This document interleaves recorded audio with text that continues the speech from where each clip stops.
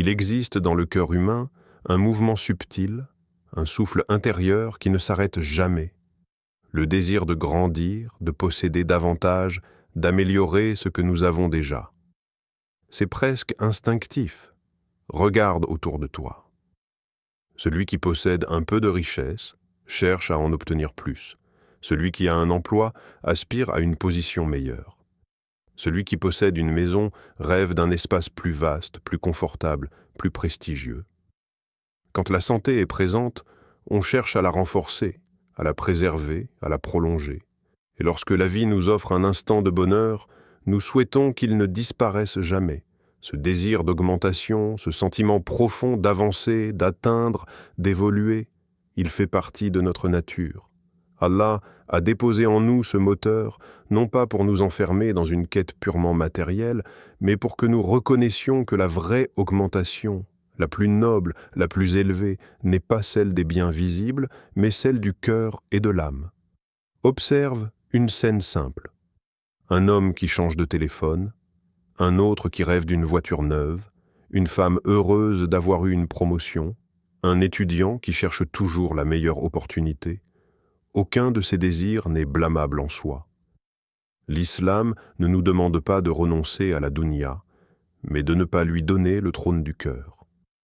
L'erreur commence lorsque l'on recherche l'augmentation dans tout, sauf auprès de celui qui donne toute augmentation.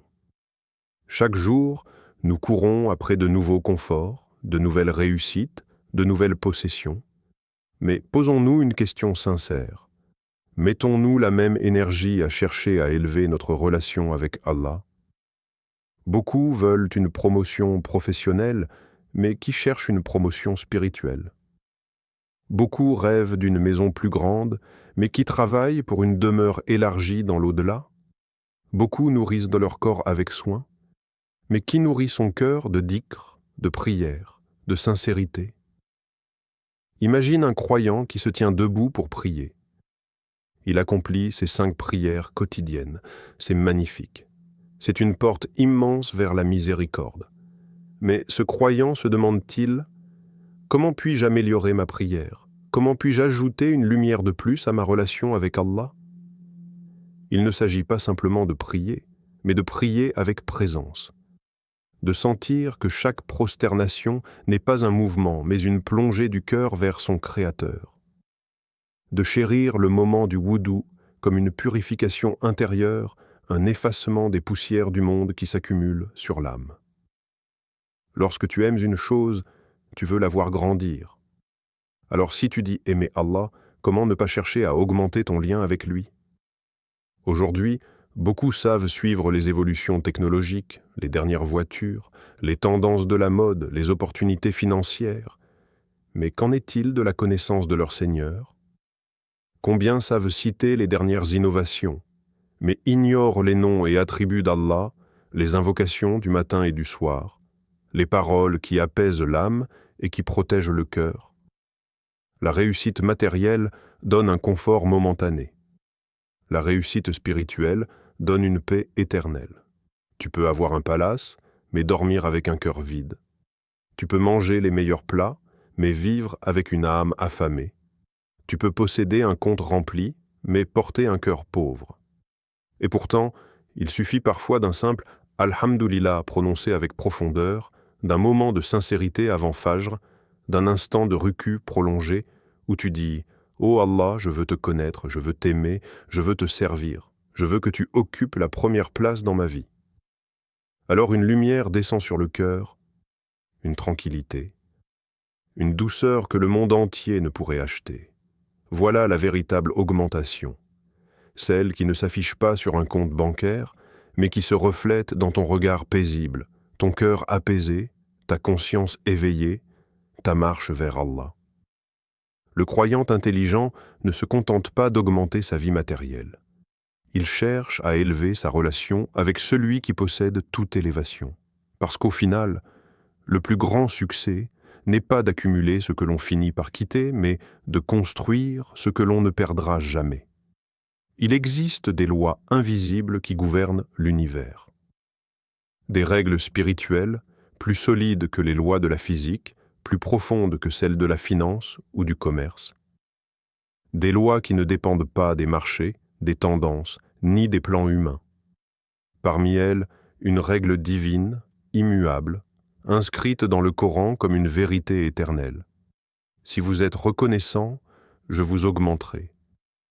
Ce n'est pas seulement une promesse. Ce n'est pas seulement une parole. C'est un principe spirituel universel. Arrête-toi un instant. Tu veux plus dans ta vie?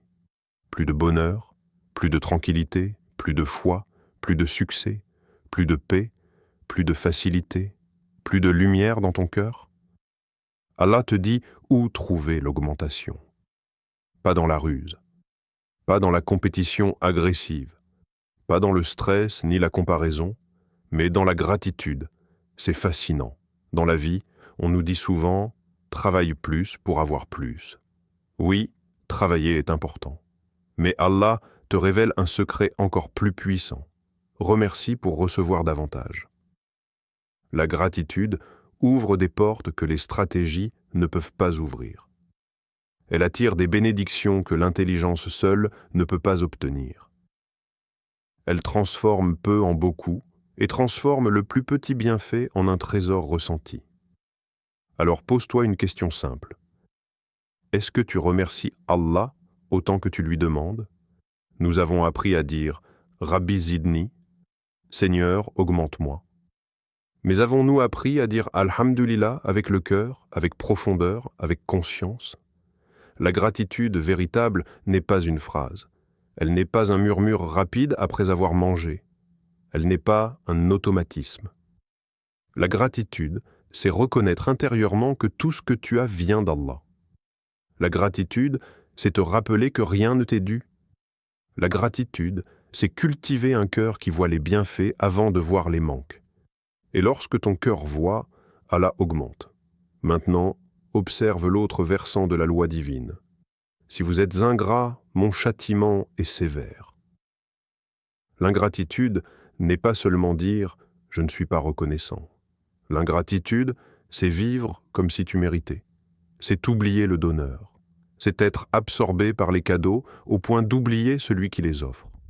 L'ingratitude, c'est ce moment où quelqu'un demande encore un bienfait alors qu'il n'a pas encore remercié pour le précédent. C'est se plaindre plus que louer.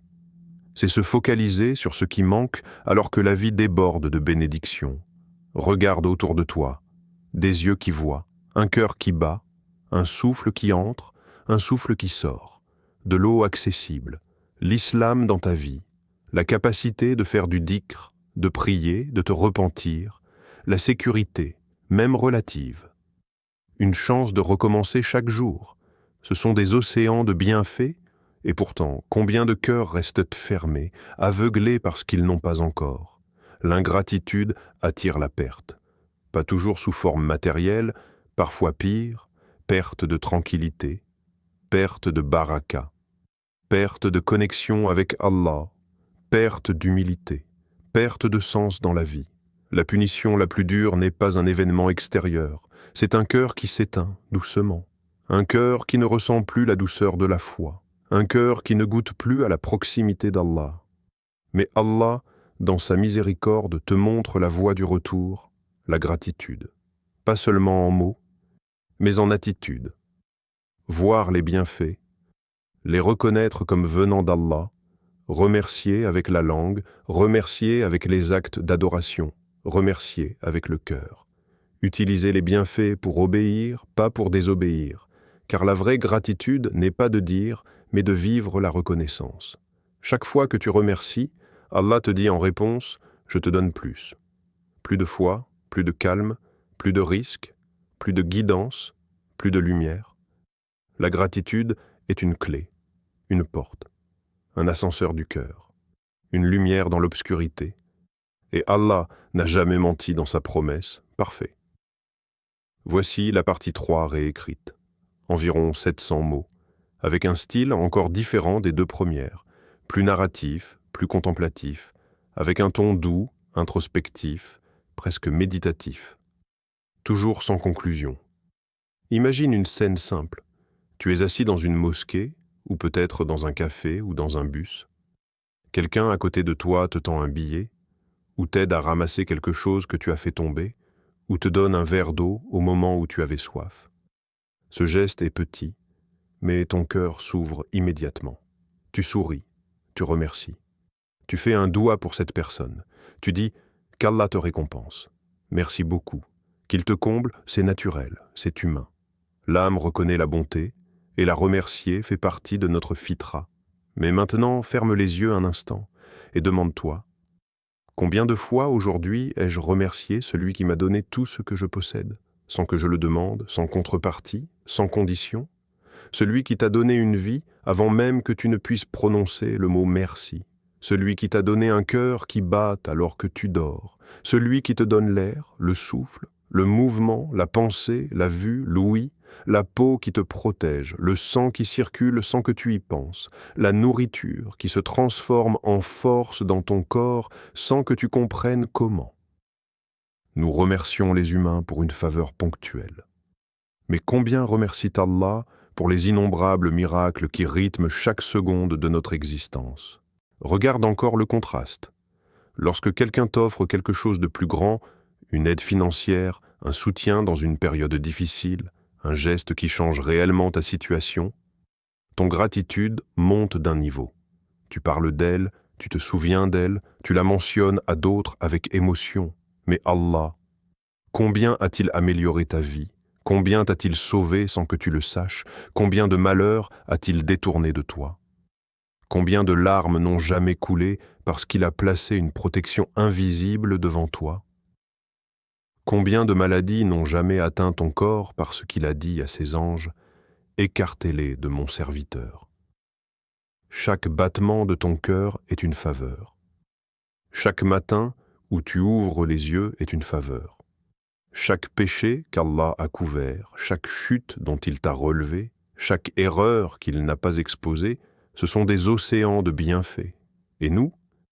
Parfois, nous vivons comme si tout nous était dû, comme si la santé était automatique, comme si l'air allait toujours entrer dans les poumons, comme si les yeux allaient toujours voir, comme si le cœur n'allait jamais se fatiguer.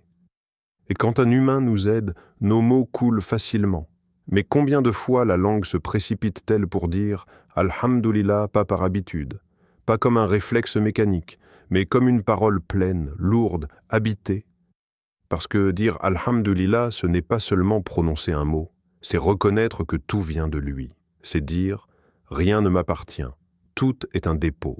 Tu donnes, tu retires, tu préserves. Je te remercie pour ce que je vois et pour ce que je ne vois pas. » Quand tu remercies un humain, ta relation avec lui se raffermit. Tu sens une connexion, une proximité.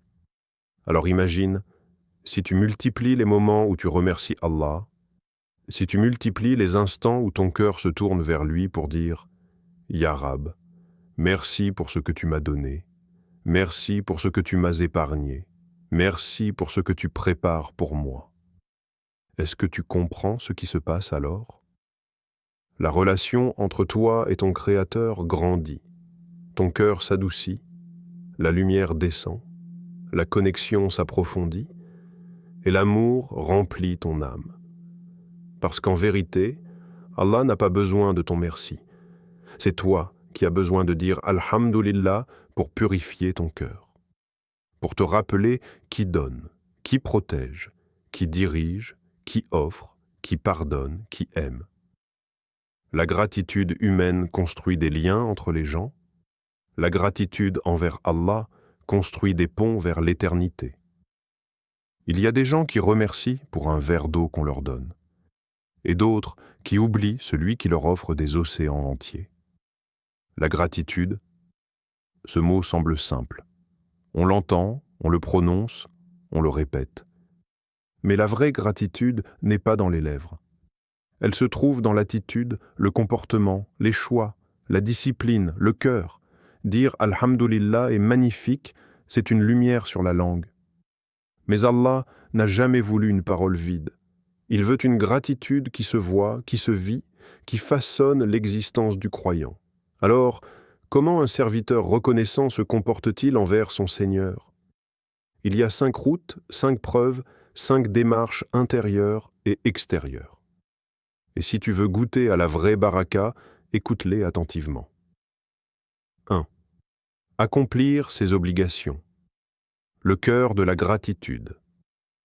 Avant de donner des aumônes, avant de multiplier les projets, avant de réciter des volumes de dhikr, la première reconnaissance envers Allah est simple. Obéir à ce qu'il a rendu obligatoire. La prière, le jeûne, la zakat, les devoirs essentiels. Ne te fatigue pas à chercher des adorations extraordinaires si les adorations obligatoires sont négligées. Parce que la prière n'est pas seulement un devoir. C'est la preuve la plus claire de ton amour, de ton sérieux, de ta loyauté envers Allah. Un cœur reconnaissant se lève pour Fajr même quand il a sommeil. Parce qu'il sait, la vraie gratitude se prosterne, elle ne s'excuse pas. 2. Éviter les interdits. La gratitude silencieuse. Beaucoup pensent que la gratitude est visible dans ce qu'on fait. Mais parfois, elle se manifeste dans ce qu'on évite de faire. S'abstenir du haram, fermer les portes du péché, lutter contre ses passions, détourner le regard, retenir sa langue, freiner son ego. Ce sont des actes de gratitude aussi puissants qu'une prosternation. Parce qu'éviter la désobéissance, c'est dire silencieusement « Ya Allah, tes faveurs sont trop grandes pour que je les traînisse dans le péché. » Chaque fois que tu dis non à un interdit, tu dis oui à Allah. Et il n'y a pas de plus belle reconnaissance. 3. Demander pardon. L'humilité de celui qui sait, la gratitude n'appartient pas aux parfaits, parce que personne ne l'est. Elle appartient à ceux qui, après avoir trébuché, reviennent vite vers Allah. Celui qui se repent reconnaît que son cœur, son pardon, sa guidance viennent d'Allah.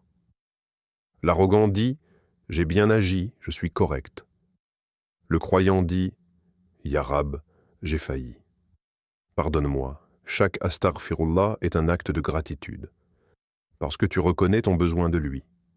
La langue qui se repent est une langue qui remercie. 4. Le dhikr. Nourrir le cœur avec la mémoire d'Allah. Le dhikr n'est pas un rituel mécanique, c'est l'oxygène de l'âme. Subhanallah, Alhamdulillah, Allahu Akbar, La ilaha illallah. Ne les prononce pas comme des syllabes. Prononce-les comme des battements du cœur qui se connectent à son Créateur. Le dhikr est une preuve que tu n'oublies pas celui qui ne t'oublie jamais. Quand tu te souviens d'Allah, il te comble. Et quand tu l'oublies, tu te prives. 5. Lire le Coran. Remercier en se nourrissant de sa parole. Le Coran n'est pas seulement un texte, c'est une lettre envoyée du ciel à ton cœur. Le lire, le comprendre, méditer, apprendre, appliquer, voilà la gratitude du croyant. Tu veux remercier Allah pour ses bienfaits? Alors écoute ses mots, apprends ses conseils, laisse ces versets réformer ton regard, corriger ton ego, purifier tes intentions. Un cœur qui lit le Coran dit « Ya Allah, tu mérites que je te connaisse et que je marche selon ta lumière. » 6. Dire « Alhamdulillah », mais avec vie et présence. Oui, la parole compte, mais une parole qui a un cœur derrière elle. Dis Alhamdulillah lorsque tu manges, lorsque tu te réveilles, lorsque tu marches, lorsque tu respires. Dis-le quand tout va bien et même quand tout semble sombre, parce que Allah mérite d'être remercié non seulement pour ce qu'il donne, mais aussi pour ce qu'il protège, ce qu'il repousse et ce qu'il prépare pour toi. Un Alhamdulillah sincère est une lumière. Un Alhamdulillah conscient est une ascension. Un Alhamdulillah vécu est une porte qui s'ouvre. Quand tu remercies Allah par tes actes, il augmente tes dons. Quand tu le remercies par ton cœur, il augmente ta lumière. Quand tu le remercies par ton âme, il augmente ta proximité. Il existe dans le cœur humain des portes que rien ne peut ouvrir, ni l'argent, ni la santé, ni la force, ni la connaissance. Des portes secrètes, des portes intérieures. Elles ne s'ouvrent qu'avec une clé particulière, la gratitude. Quand un serviteur s'arrête, regarde les bienfaits d'Allah autour de lui et dit, sincèrement, Alhamdulillah, alors quelque chose d'invisible s'apaise en lui. Le cœur cesse de courir, la poitrine se détend, le souffle devient profond. Un calme descend comme une brise qui apaise une terre brûlante. Car la gratitude n'est pas seulement une parole. La gratitude est une lumière qui descend dans l'âme. La gratitude donne le contentement du cœur. Le monde entier peut bouger autour de toi, les plans peuvent être changés, les portes peuvent parfois se fermer, mais si tu possèdes la gratitude, tu marches avec une paix que rien ne peut déraciner. Le contentement, cette paix silencieuse, cette tranquillité douce, tu peux croiser des gens riches qui possèdent tout, et pourtant leurs visages sont tendus, leurs cœurs agités, parce que la tranquillité n'habite pas les poches, elle habite les cœurs reconnaissants. Un foyer vaste ne vaut rien si l'âme y étouffe. Un petit espace rempli de Alhamdulillah peut devenir un paradis sur terre. Le croyant reconnaissant traverse les jours avec un secret. Il a appris à aimer ce qu'Allah lui a donné, et Allah remplit son cœur de sérénité. 2. La gratitude rend heureux même avec peu. Tu veux être heureux? Compte ce que tu as, pas ce qui te manque. Regarde autour de toi. Tu vas peut-être dire « je n'ai pas tout », mais tu peux marcher.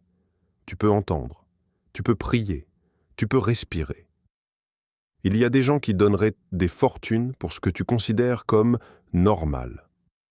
L'ingrat regarde ce qui lui manque et son cœur se vide. Le reconnaissant regarde ce qu'il a et son cœur se remplit. Tu peux offrir un repas simple à une personne pleine de gratitude et elle sourira, elle savourera, elle dira « Alhamdulillah ». Tu peux offrir un festin à quelqu'un qui ne voit jamais la faveur et son cœur restera vide.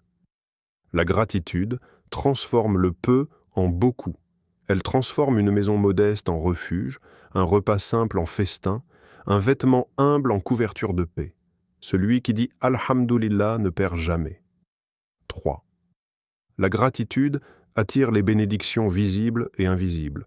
Les gens cherchent des stratégies, des astuces, des opportunités. C'est bien. L'islam aime l'effort.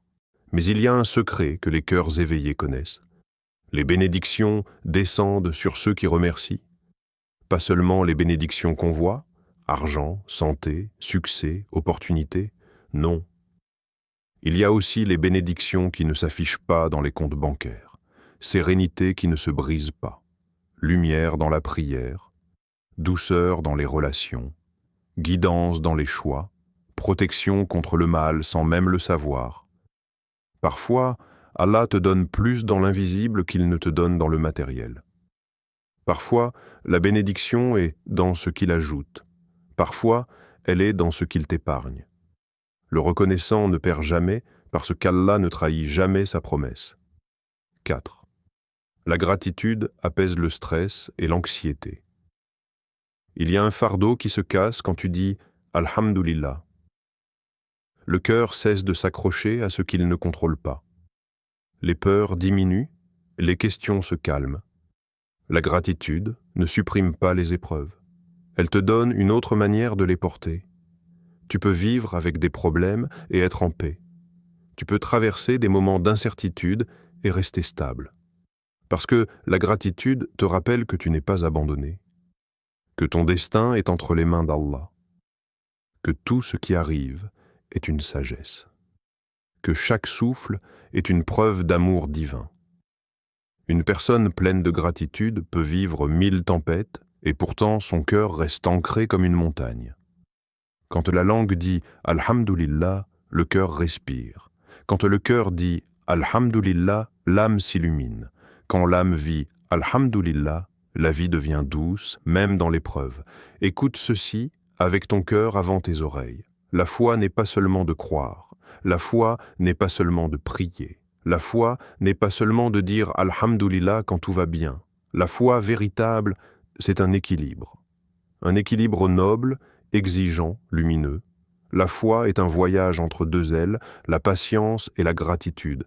Sans sabre, tu ne tiens pas dans l'épreuve. Sans choukr, tu ne sais pas reconnaître la faveur. Et le croyant est celui qui marche avec les deux.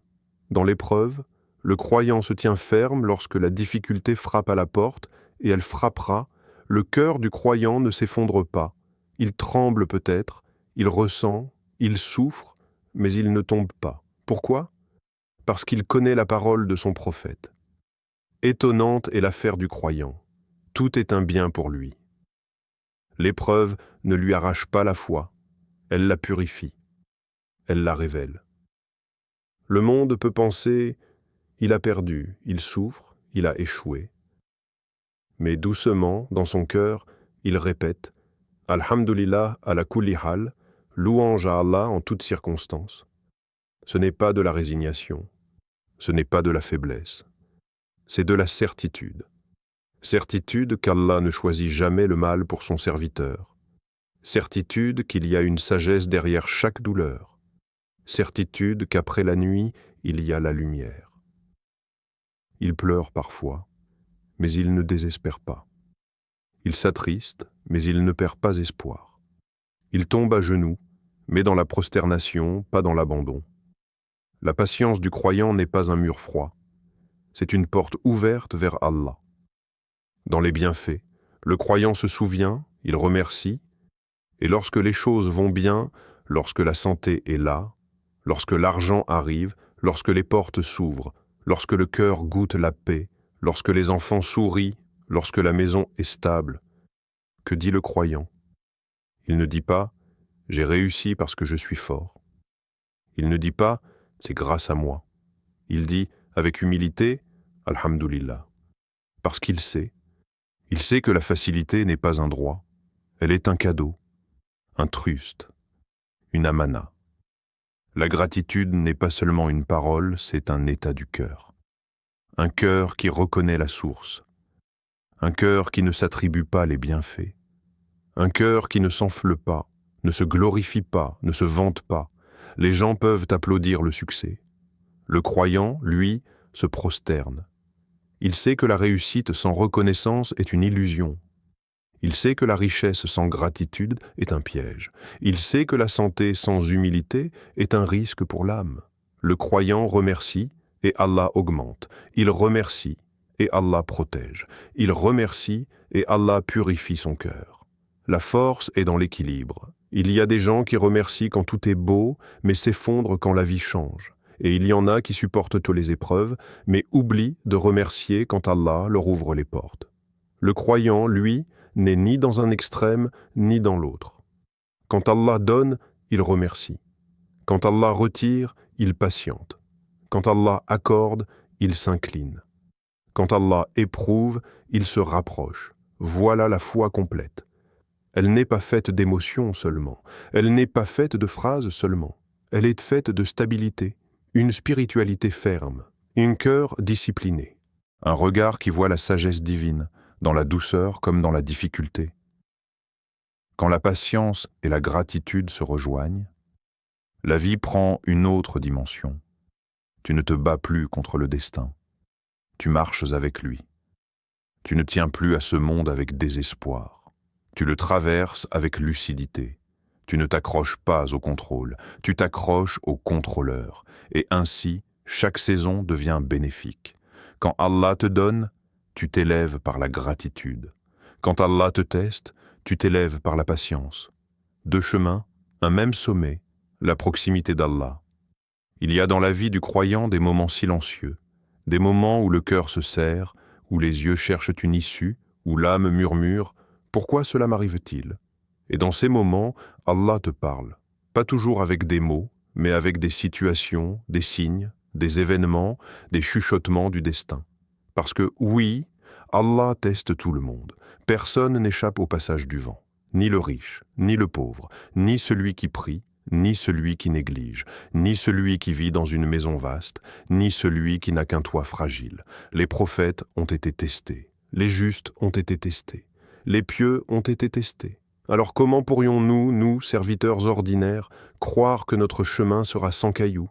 Le test n'est pas le signe que tu es abandonné. Souvent, il est la preuve que tu es aimé. Allah purifie ceux qu'il aime. Allah élève ceux qu'il aime. Allah rappelle ceux qu'il aime. lorsque la vie devient lourde, ce n'est pas l'absence de rahma, c'est l'occasion de la goûter. Il arrive que l'épreuve frappe soudainement, comme un orage inattendu. Une mauvaise nouvelle, une perte, une fatigue profonde qui envahit l'esprit, une inquiétude qui assombrit le cœur. Et tu te dis, pourquoi maintenant? Pourquoi moi? Mais si tu pouvais voir l'invisible, si tu pouvais lire les pages du destin écrites par celui qui connaît l'hier, le maintenant, le demain et l'au-delà, tu comprendrais. Chaque test porte en lui une sagesse. Chaque difficulté porte en elle une lumière cachée. Chaque larme est vue, entendue, comptée par Allah. Et parfois, Allah te donne ce que tu n'as pas choisi, pour te sauver de ce que tu ne voyais pas. Quand l'épreuve vient frapper à la porte du cœur, le croyant se rappelle quelque chose de précieux. Cela pourrait être pire. Non pas pour minimiser la douleur, mais pour ouvrir une fenêtre d'air dans la poitrine. Parfois, le simple fait de dire « Alhamdulillah », tu sais ce que je ne sais pas, ya Allah, allège une montagne entière. Il y a des douleurs que tu ressens aujourd'hui qui t'éviteront de plus grandes blessures demain. Il y a des retards qui sont des protections, des fermetures qui sont des directions, des pertes qui sont des purifications. Tu te dis « On m'a enlevé ce que j'aimais ». Mais Allah répond « Je t'éloigne de ce qui t'éloignait de moi ». Et alors, la langue du croyant apprend une phrase que seuls les cœurs éveillés savent prononcer. « Alhamdulillah ala kulli hal » louange à Allah en toutes circonstances. Dire « Alhamdulillah » quand tu reçois, c'est de la gratitude. Dire « Alhamdulillah » quand tu perds, c'est de la foi. Ce n'est pas une soumission triste, non. C'est une confiance absolue. Parce que tu sais que les vagues ne t'engloutissent pas si Allah veut qu'elles te portent. Parfois, tu ne comprends pas ce que tu vis, mais ton Seigneur comprend. Parfois, tu ne vois pas l'issue, mais ton Seigneur voit. Parfois, tu n'as plus de force, mais lui n'en manque jamais. Plie-toi dans la sajda avant que la vie ne te plie. Cherche la paix dans la proximité d'Allah avant de la chercher dans le monde. Dis Alhamdulillah avec un cœur qui sait que rien n'est perdu auprès de lui. L'épreuve n'est pas là pour te briser, elle est là pour te ramener à la dua, ramener à la sincérité, ramener à la conscience de ta fragilité, ramener à l'humilité, ramener à lui. Certains reçoivent un bonheur et oublient Allah, d'autres reçoivent une épreuve et retrouvent d'Allah. Et ces derniers, ce sont les gagnants. Les larmes versées dans la patience ne sont jamais perdues. Les nuits remplies de prières et de plaintes murmurées ne sont jamais ignorées. Les cœurs lourds qui disent « Ya Allah, je suis entre tes mains » ne sont jamais délaissés. Tu ne marches pas seul. À chaque pas douloureux, Allah est plus proche que ton souffle. À chaque soupir, il écoute. À chaque larme, il compte. Et après la patience, il y a toujours la lumière. Parce que celui qui s'abandonne à Allah ne tombe jamais, il est porté. Chère servante et chers serviteurs d'Allah, sachez qu'Allah vous honore, qu'aucun acte sincère ne se perd auprès du très miséricordieux. La gratitude n'est jamais vaine. Elle n'est jamais ignorée, elle n'est jamais oubliée. Allah dit, si vous êtes reconnaissant, j'augmenterai pour vous. Et lorsque le Seigneur des mondes promet, sa promesse est vérité. La gratitude n'est pas seulement un acte du moment, c'est une lumière qui accompagne le croyant dans sa vie, dans sa mort et dans son au-delà. Allah ouvre les portes aux croyants. Sache que la gratitude ouvre des portes que l'intelligence seule ne peut atteindre, que la force seule ne peut forcer, que l'effort seul ne peut débloquer. Quand tu remercies Allah, tu marches avec sa lumière, tu avances avec son aide, tu progresses avec sa permission. Tu vois quelqu'un qui, sans forcer, se voit ouvrir des chemins, se voit faciliter dans ses affaires, se voit éloigner du mal et rapprocher du bien. Ce n'est pas le hasard. C'est la marque des reconnaissants. Allah ouvre des portes invisibles, il adoucit les cœurs autour de toi, il te protège des pièges que tu ne vois pas, il te guide sans que tu n'aies demandé, il éloigne de toi des malheurs sans que tu n'en aies conscience. Parfois, tu cherches une issue, et Allah l'a déjà écrite pour toi avant même ta demande, car la gratitude précède la délivrance. Augmentation en bonheur, en foi et en tranquillité. Ne pense pas que l'augmentation n'est que matérielle. La plus grande augmentation est celle qui touche le cœur. Un cœur reconnaissant goûte une douceur que les palais ne connaissent pas, une paix que les sièges luxueux ne procurent pas, une lumière que les mondes ne peuvent acheter. Allah met dans ton cœur une stabilité. Tu n'es plus secoué par les vents du dunya. Les jours passent, les épreuves arrivent, les émotions vont et viennent, mais ton cœur reste ferme, confiant, paisible. Le croyant reconnaissant goûte à une foi qui grandit, une certitude qui s'installe, une vision claire. Rien ne m'arrive sans la sagesse de mon Seigneur. La gratitude nourrit la foi comme l'eau nourrit la graine jusqu'à devenir un arbre solide dont les racines plongent profondément dans la reliance à Allah et dont les branches s'élèvent vers lui avec confiance. Attachement aux adorations, au Coran et à la mosquée. Quand Allah aime un serviteur reconnaissant, il lui ouvre les portes de l'adoration. Non pas par obligation froide, mais par amour, par douceur, par facilité. Tu verras la prière devenir une paix et non un poids. Tu verras les prosternations devenir un refuge. Tu verras ton cœur être tiré vers le masjid. Tu verras tes mains s'ouvrir davantage dans la sadaqa. Tu verras ta langue s'habituer au dhikr. Tu verras tes yeux chercher les versets du Coran avant les écrans du monde. C'est une transformation silencieuse, une migration intérieure, une éducation divine. L'âme reconnaissante ne cherche pas seulement à accomplir l'obligation, elle recherche la proximité. Elle trouve dans le Coran une conversation, dans la prière une rencontre, dans la mosquée une maison. Là où d'autres viennent par habitude, le reconnaissant vient par amour. La gratitude crée l'envie de plus de bien. Elle fait de toi un serviteur attiré vers la lumière, attiré vers les majalis du dhikr, attiré vers la compagnie des pieux, attiré vers la purification du cœur. Lorsque toi, serviteur, tu fais un pas vers Allah, Allah vient vers toi à grande vitesse. Et la gratitude est ce pas, parfois simple, parfois discret, mais grand aux yeux du Très-Haut. Ô vous qui aspirez à la paix, ô vous qui cherchez la baraka, ô vous qui désirez une vie remplie de sens, sachez que les portes de la tranquillité s'ouvrent par la reconnaissance envers celui qui donne tout. Le monde cherche le bonheur dans ce qu'il possède. Le croyant le trouve dans ce qu'il remercie.